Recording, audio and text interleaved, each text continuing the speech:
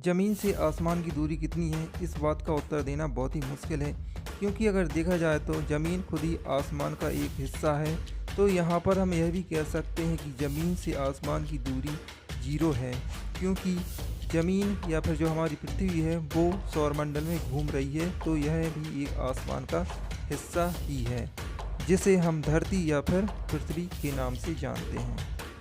लेकिन अगर धरती से आसमान की दूरी पता करनी है तो आसमान में किसी ऐसी चीज़ का पता करना होगा जो कि धरती के सबसे पास है। तारे और ग्रह पृथ्वी से बहुत ज़्यादा दूर हैं, परंतु बादल आसमान में धरती के सबसे पास पाई जाने वाली वस्तु है।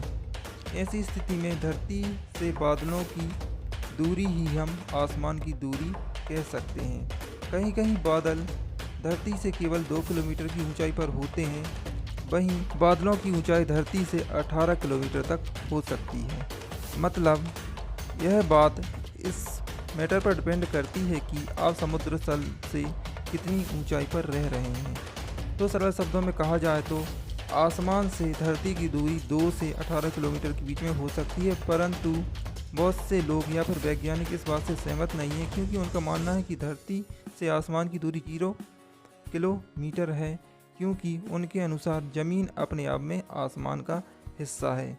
तो यहाँ पर अगर हम देखें तो धरती से आसमान की दूरी 0 किलोमीटर भी है, और धरती से बादलों की दूरी 2 से 18 किलोमीटर के बीच में है। तो यह आंसर है इस क्वेश्चन का कि धरती से आसमान की दूरी कितनी है।